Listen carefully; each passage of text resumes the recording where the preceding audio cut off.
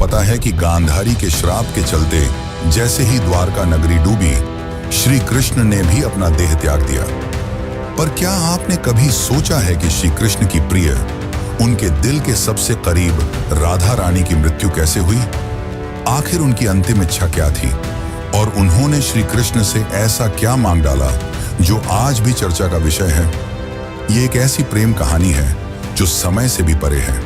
ये वो बंधन है जो तन से नहीं, आत्माओं से जुड़ा हुआ है। तो दोस्तों, आज हम जानेंगे राधा रानी की मृत्यु का असली रहस्य और उनकी अंतिम इच्छा की अनसुनी मगर रोचक कथा जो आपको हैरान कर देगी। आज की वीडियो अत्यंत ही ज्ञानपूर्वक और प्रेरणादायक है, इसलिए इस कथा और इस रहस्य को समझने के लिए वीडियो को पूरा जरूर देखें, क्योंकि इस कथा को पूरा सुनने से आपका जीवन सफल हो जाएगा। तो चलिए इस रहस्यमयी कथा को शुरू करते हैं। लेकिन उससे पहले अगर आप चैनल पर नए हैं तो वीडियो को लाइक करके चैनल को सब्सक्राइब जरूर कर लें और कमेंट में लिखें राधे राधे। बरसाने की वह पुरानी पगडंडियां जहां पर कभी श्री कृष्ण अपनी लीलाएं किया करते थे, आज भी वहां एक गूंज बाकी थी, प्रेम की, हंसी की, बांसुरी की और उस दुख की जिसने युगों से प्रेमियों को जिंदा रखा है। पर इस कहानी की शुरुआत न तो बरसाने की उन गलियों से होती है और न ही वृंदावन से। इस कथा की शुरुआत होती है एक कुंज से, जहां वृद्धा हो चुकी राधा अपने अंतिम समय की प्रतीक्षा कर रही थी। अब वो पुरानी वाली राधा नहीं रही, अब वो वृद्धा हो चुकी थी। उनका शरीर झुक चुका था, लेकिन आज भी उनका हृदय उसी किशोरी राधा का था जो केवल श्री कृष्ण के लिए धड़कता था। उनके चेहरे पर झुर्रियां आ चुकी थीं, लेकिन आज भी जब कोई बांसुरी बजाता तो उनके चेहरे पर रौनक आ जाती, एक हंसी सी छा जाती, मानो पुरानी यादें ताजा हो गई हों। कृष्ण जब मथुरा छोड़कर चले गए, तब उनके वियोग में राधा ने न तो किसी से विवाह किया और न ही कहीं आश्रय लिया। वे अकेली ही वृंदावन के एक एकांत कुंज में रहने लगी। उनका दिनचर्या हर दिन सामान्य रहता था। वे सूर्योदय के साथ उठती और यमुना के तट पर जाकर जल अर्पण करती, जिसके पश्चात वे वापस कुटिया में लौट जाती और दिन भर श्री कृष्ण के आने का इंतजार करती, मानो उन्हें पूरा विश्वास हो कि श्री कृष्ण एक दिन उनसे मिलने जरूर आएंगे। गांव वाले राधा को साध्वी समझते थे। उन्हें उनके बारे में कुछ नहीं पता था। वे नहीं जानते थे कि वह कौन है और कहां से आई हैं, पर सभी को यह बात पता थी कि वह जो भी हो, वह अपना सब कुछ केवल और केवल श्री कृष्ण को मानती है। एक दिन राधा अपने दैनिक दिनचर्या के तहत यमुना के तट पर जल अर्पण कर रही थी। तभी उन्होंने अचानक आसमान की ओर देखा। हवा में सन्नाटा सा छा गया और उनके हृदय में एक कंपी सी दौड़ गई, मानो पूरा ब्रह्मांड उन्हें कुछ कहना चाह रहा हो। और उसी दिन शाम को वे अपनी कुटिया के बाहर तुलसी के पौधे के पास बैठ गईं और उन्हें प्रणाम करते हुए कहा कि अब मेरे जाने का समय आ गया है, पर मैं यूं ही नहीं जाऊंगी। मैं तब तक नहीं जाऊंगी जब तक स्वयं श्री कृष्ण मुझे विदा न कर दें। राधा ने कहा कि मैं अपना देह तभी त्यागूंगी जब श्री कृष्ण अपने साक्षात रूप में मेरे सामने आएंगे और प्रेम से मेरा नाम पुकारेंगे, राधे। उनकी यह इच्छा सुनकर गांव वाले चौंक गए और सोच में पड़ गए कि आखिर इतने बड़े राजा इस वृद्ध महिला से मिलने क्यों आएंगे। पर किसी ने भी राधा की भक्ति पर संदेह नहीं किया, क्योंकि उन्होंने जीवन भर सिर्फ प्रेम की परिभाषा को जिया था। उनके मन में श्री कृष्ण का अद्भुत प्रेम था और दूसरी तरफ द्वारका में बैठे श्री कृष्ण, जिनके पास सब कुछ था, पर फिर भी उनका दिल आज सूनापन झेल रहा था। कहते हैं ना कि सब कुछ पाकर भी आदमी के पास कुछ नहीं होता।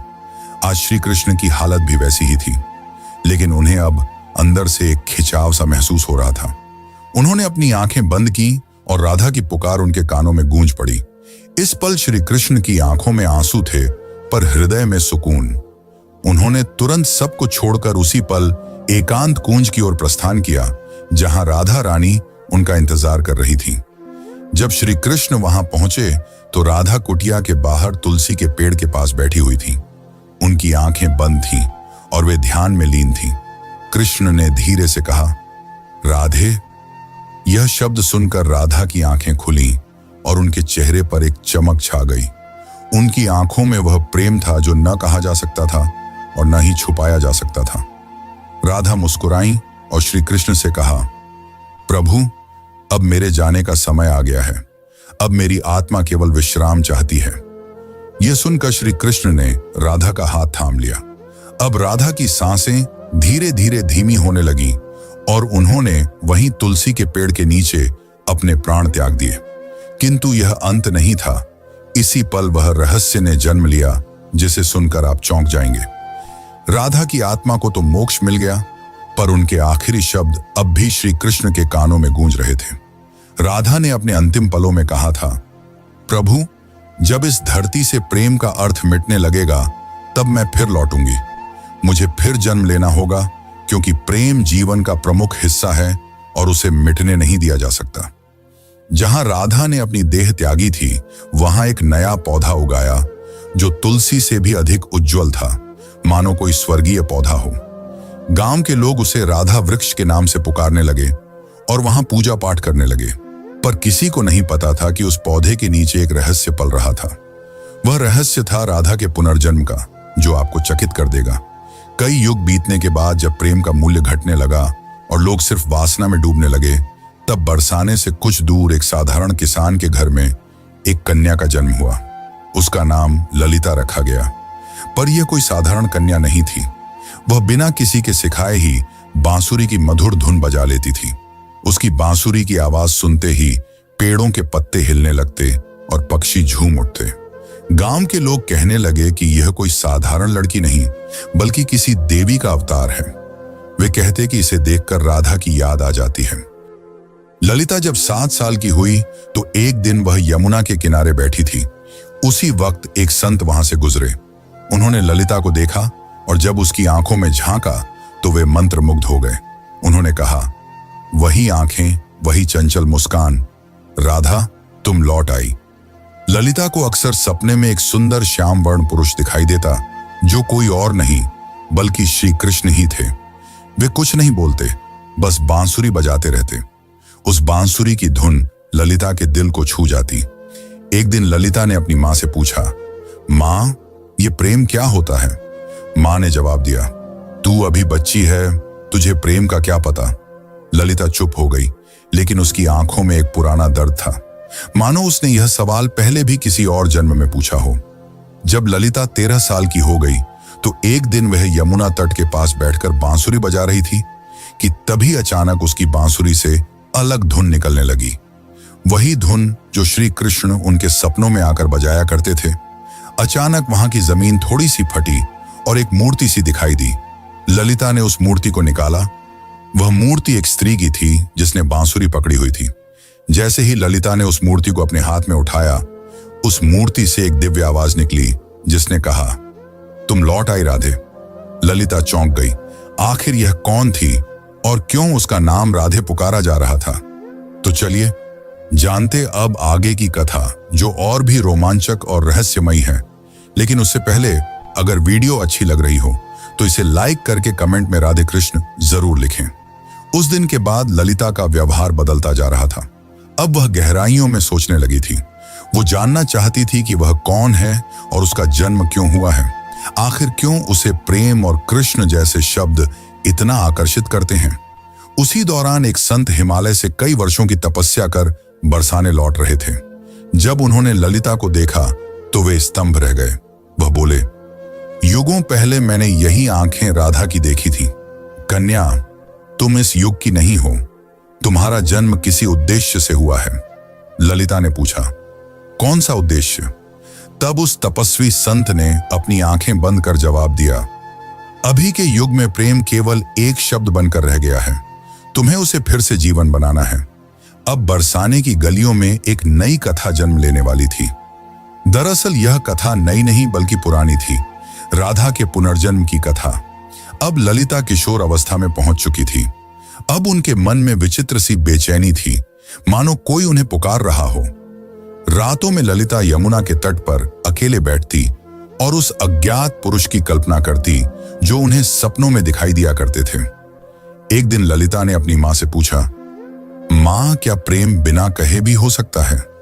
तब उनकी मां ने जवाब दिया, बेटी, सच्चा प्रेम तो वही होता है जो कुछ कहे बिना ही हो जाए। पर ललिता तो कुछ और ही सोच रही थी। उसका हृदय उस व्यक्ति के लिए धड़क रहा था जिससे वो कभी मिली भी नहीं थी। एक दिन उस स्वामी ने ललिता को अपने आश्रम में बुलाया और कहा, राधे, अब समय आ गया है। कृष्ण इस युग में जन्म ले चुके हैं, पर इस युग में उन्होंने एक ब्राह्मण के रूप में जन्म लिया है और तुम्हें उन्हें ढूंढना पड़ेगा। यह सुनकर ललिता खुशी के मारे झूमने लगी, क्योंकि जिस पल का उसे इंतजार था वो आने वाला था। पर एक समस्या थी, ललिता श्री कृष्ण को पहचानेंगी कैसे? तब उस संत ने कहा, जब वे तुम्हारे सामने आएंगे तो तुम खुद ही उसे पहचान लोगी। पर ध्यान रखना, इस बार परीक्षा और भी ज्यादा कठिन होगी, क्योंकि अब युग बदल चुका है। अब तुम्हारा प्रेम व्यक्तिगत नहीं रहा, बल्कि अब तुम्हें लोगों और समाज का सामना करते हुए पूरे संसार को प्रेम का अर्थ समझाना होगा। अब श्री कृष्ण पुनर्जन्म ले चुके थे और एक नव युवक साधु के रूप में थे, जिनका नाम अनंतानंद था, जो लोगों को उपदेश दिया करते थे। पर कोई नहीं जानता था कि असल में अनंतानंद हैं कौन। वे जब प्रवचन देते तो प्रेम की ऐसी वाणी बोलते कि लोग रो पड़ते थे। वे कहते थे, प्रेम केवल शरीर का नहीं बल्कि आत्मा का संबंध है। प्रेम का अर्थ ही है त्याग और समर्पण। पर अंदर से वे भी अधूरा सा महसूस करते थे। वे भी हर रात यमुना के तट पर जाकर बैठ जाते और उस अज्ञात स्त्री के स्वप्न में खो जाते। अब एक दिन संत के आदेशानुसार ललिता अपने माता पिता को प्रणाम कर अकेले ही अपने उस अज्ञात प्रेम की तलाश में निकल पड़ी। उनके हाथ में केवल एक छोटी सी बांसुरी थी और मन में दृढ़ निश्चय। वे गांव-गांव घूमती, कभी कथा सुनती तो कभी कई साधुओं से मिलती, इस उम्मीद में कि उसे उसका प्रेम मिल जाए। पर किसी साधु में वह तेज नहीं था जिसकी तलाश ललिता को थी।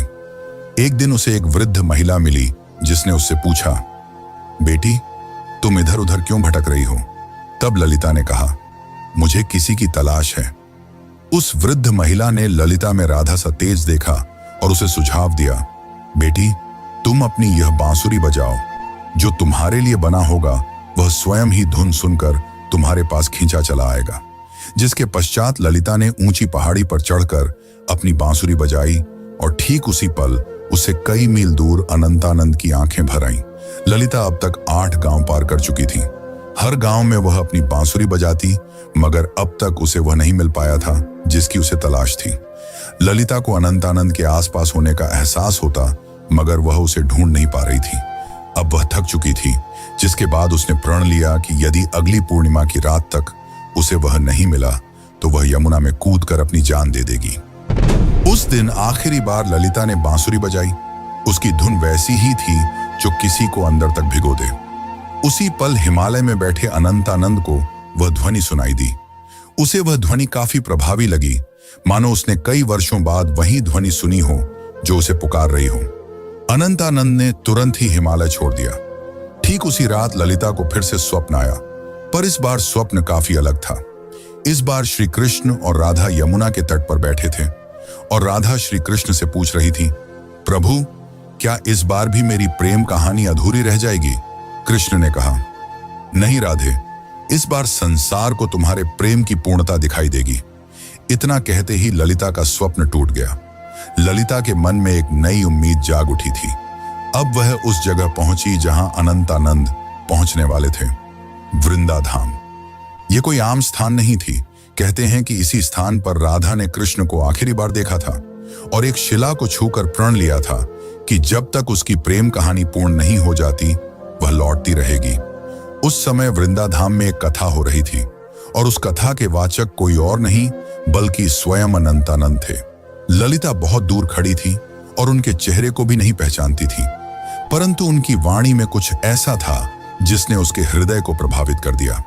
उस दिन अनंतानंद प्रेम की परिभाषा समझा रहे थे। प्रेम वह नहीं जो आपके पास होता है और आपके साथ जीता है। प्रेम तो वह है जो दूर होकर भी पास होता है। वे यह सब बता ही रहे थे कि उनकी आंखें ललिता से टकराईं। दोनों एक पल के लिए स्तंभ रह गए, मानो पूरी दुनिया ही रुक गई हो। अनंतानंद ने तुरंत ही प्रवचन छोड़ दिया और ललिता के पास दौड़े चले आए। तब ललिता ने अनंतानंद से धीरे से पूछा, क्या आज भी आपको मेरी आवाज सुनाई देती है? अनंतानंद ने उसकी आंखों में देखा और प्रेम से कहा, राधे, तुम आ गई। पल काफी मनमोहक था। पूरा संसार थमा हुआ था, लेकिन यह अंत नहीं था। असली कहानी तो अब शुरू होने वाली थी।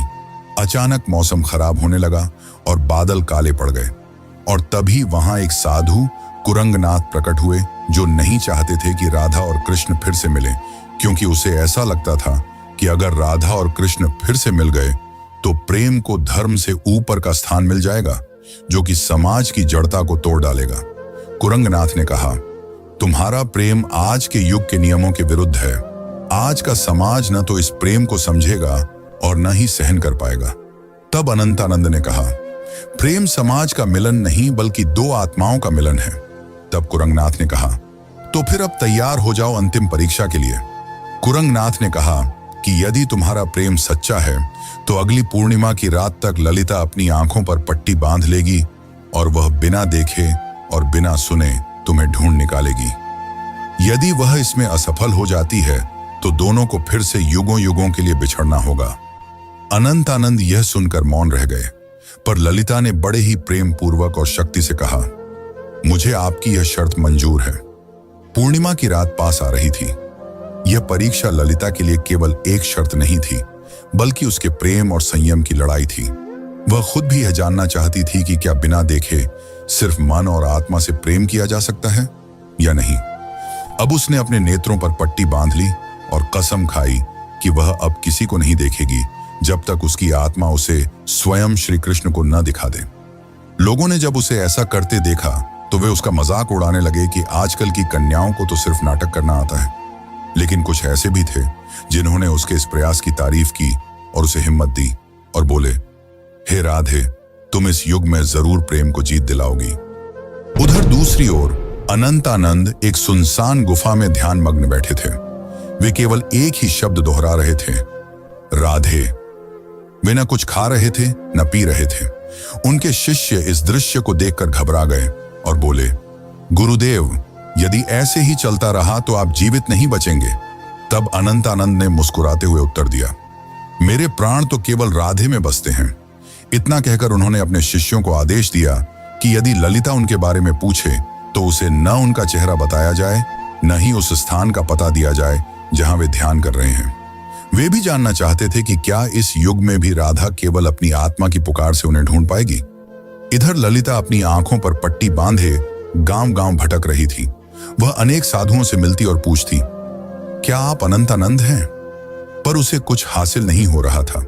कुछ साधुओं ने तो यहां तक झूठ बोलने की कोशिश की कि मैं ही अनंतानंद हूं, पर ललिता का हृदय उन्हें पहचान जाता। उनकी आवाज में वह माधुर्य नहीं था, न ही वह तेज था जो केवल आत्मा से पहचाना जा सकता था। एक बार एक साधु उनके पास आया जिसमें गजब का तेज था और जिसकी वाणी अत्यंत मधुर थी। उसने ललिता से कहा, मैं ही अनंतानंद हूं। यह सुनकर ललिता एक पल के लिए डगमगा गई, पर तुरंत ही उसे एहसास हो गया और उसने उस साधु से कहा, आप में तेज तो काफी है, पर आप वह आत्मा नहीं है जिसकी मुझे तलाश है। उसी क्षण उस साधु ने अपना भेष बदल लिया। दरअसल वह कुरंगनाथ ही था जिसने भ्रम फैलाने के लिए ऐसा किया था। अब कुरंगनाथ ने क्रोध में कहा, तू अब तक नहीं टूटी? आखिर किस प्रेम की बात करती है तू? इतना सुनकर ललिता ने कहा, मेरा प्रेम इस युग के बंधनों से मुक्त है, जिसे शब्दों में समझाना असंभव है। इतना सुनकर कुरंगनाथ वहां से चला गया। अब ललिता उस गुफा के पास पहुंच चुकी थी जहां अनंतानंद ध्यान मग्न थे।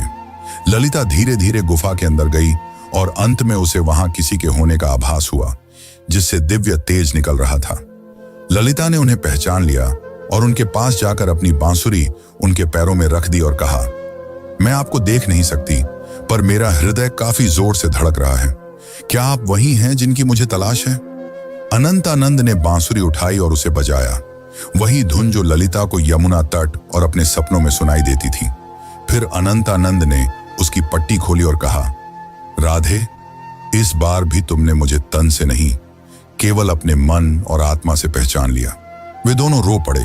उनकी आंखों में कई सालों की थकान थी जो अब मिट रही थी। तभी वहां एक साधु आए और उन्होंने कहा, राधा और कृष्ण, तुम्हारा प्रेम संपूर्ण तभी माना जाएगा जब यह समाज इसे स्वीकार करेगा।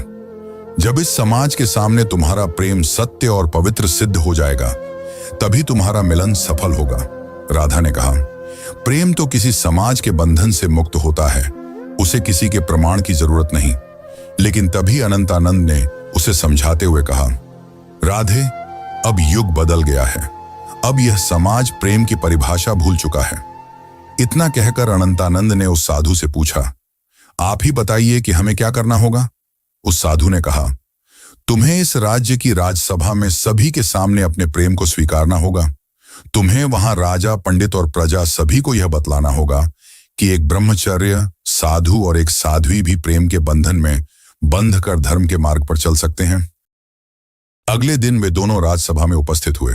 राजा ने कहा, हम यह क्या सुन रहे हैं कि एक साधु ने ब्रह्मचर्य को तोड़ा है। इतना सुनकर अनंतानंद ने उत्तर दिया, महाराज, मैंने कोई नियम नहीं तोड़ा, मैंने तो केवल अपने प्रेम को अपनाया है। तब अनंतानंद ने प्रेम को समझाते हुए कहा, प्रेम कोई काम वासना नहीं है, प्रेम तो आत्मा का मिलन है। जब आज से कई युग पहले राधा और कृष्ण ने प्रेम किया था, तब भी समाज ने यही कहा था, और जब वे जीवन भर समाज के कारण एक दूसरे से अलग रहे, फिर भी समाज चुप रहा। इतना कहते ही ललिता भी आगे बढ़कर बोली, मैंने केवल इन्हें तन से नहीं चाहा, बल्कि मन से भी चाहा है, और अपने प्रेम को साबित करने के लिए मैंने कड़ी परीक्षा भी दी है। और इसी दौरान ललिता ने कुरंगनाथ की वह कठिन परीक्षा के बारे में सबको बताया। इतना सुनकर राजा और सभा मौन रह गए। को राजा के फैसले का इंतजार था। राजा ने कहा, जब मैं छोटा था तब मेरी माँ मुझे राधा और कृष्ण की अमर प्रेम कहानी सुनाया करती थी, और जब मैं उनसे पूछता कि आखिर उन्होंने विवाह क्यों नहीं किया, तो मेरी माता चुप रह जाती। आज जाकर मुझे यह बात समझ में आ रही है कि विवाह तो समाज का नियम है, पर प्रेम आत्मा का। इसीलिए मैं इस प्रेम को स्वीकार करता हूं। तब से प्रेम की एक नई परिभाषा लिखी गई, और कई युगों पश्चात राधा और कृष्ण का मिलन फिर से संपूर्ण रूप से हो पाया। दोस्तों, अब हमारी कथा यहीं पर समाप्त होती है, लेकिन अगर आपको यह कथा अच्छी लगी हो तो कृपया करके वीडियो को लाइक करें और चैनल को सब्सक्राइब कर लें। यह आपके लिए तो एक पल का काम है, पर इससे हमारी काफी मदद हो जाती है। धन्यवाद।